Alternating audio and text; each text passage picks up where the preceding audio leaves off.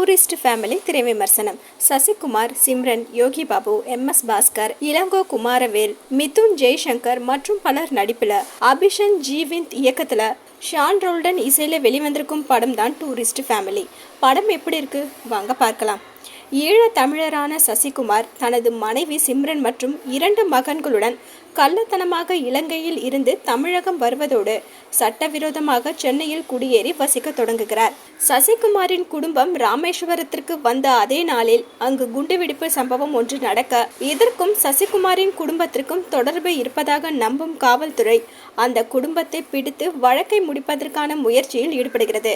அதன் பிறகு என்ன ஆனது என்பதை மேடை நாடகம் போல் சொல்வதே டூரிஸ்ட் ஃபேமிலி. எந்த கதாபாத்திரமாக இருந்தாலும் ஒரே மாதிரியான எக்ஸ்பிரஷன்கள் கொடுக்கக்கூடிய நடிகர்களில் ஒருவரான சசிகுமார் தனது வழக்கமான பணியை சிறப்பாக செய்திருக்கிறார். சசிகுமாரின் மனைவியாக நடித்திருக்கும் சிம்ரனுக்கு பெரிய வேலை இல்லாதது ஒரு பக்கம் இருந்தாலும், சசிகுமாரை விட மூத்தவராக திரையில் தெரிபவர் அவரது மனைவிக்கான கதாபாத்திரத்தில் கொஞ்சம் கூட ஒட்டாமல் பயணித்திருக்கிறார். படத்தின் ஆரம்பத்தில் வரும் யோகி பாபு அதன் பிறகு காணாமல் போய்விடுகிறார். பிறகு படம் முடியும் முன்பு தலை காட்டிவிட்டு மறைந்து விடுகிறார். ஷான் ரோல்டன் இசையில் பாடல்களும் பின்னணி இசையும் படத்திற்கு பலம் சேர்க்கும் வகையில் பயணித்திருக்கிறது. அரவிந்த் விஸ்வநாதன் ஒளிப்பதிவு மேடை நாடகத்தை பிரதிபலிக்கும் வகையில் அமைந்திருக்கிறது. படத்தொகுப்பாளர் பரத் விக்ரமன் திரைக்கதையில் பலமிக்க அம்சங்கள் பெரிதாக இல்லை என்பதை உணர்ந்து காட்சிகளை சுருக்கி படத்தின் நீளத்தை குறைத்திருப்பது படத்திற்கு பெரிதும் கை கொடுத்திருக்கிறது.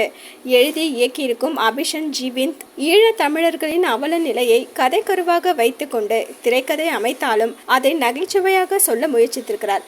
முதல் பாதி முழுவதும் அக்காலத்து தூர்தர்ஷன் சீரியல் போல் பயணிக்க, 2ஆம் பாதியில் சசிகுமாரின் மூத்த மகனின் காதல் தோல்வி, இளைய மகனின் குறும்புத்தனம் ஆகியவற்றை வைத்து பார்வையாளர்களை சிரிக்க வைக்க முயற்சித்திருக்கும் இயக்குனர் அபிஷன் ஜீவிந்த் இறுதியில் எதிர்பார்க்காத சுவாரஸ்யமான கிளைமேக்ஸ் மூலம் படத்தை முடித்திருப்பது மட்டுமே ரசிக்கக்கூடியதாக இருந்தாலும் அவர் சொல்வது ஏற்றுக்கொள்ளும்படியாக இல்லை. மொத்தத்தில் இந்த டூரிஸ்ட் ஃபேமிலி படம் பார்ப்பதும் ஏதாவது சீரியலின் 2 எபிசோடு பார்ப்பதும் ஒன்றுதான்.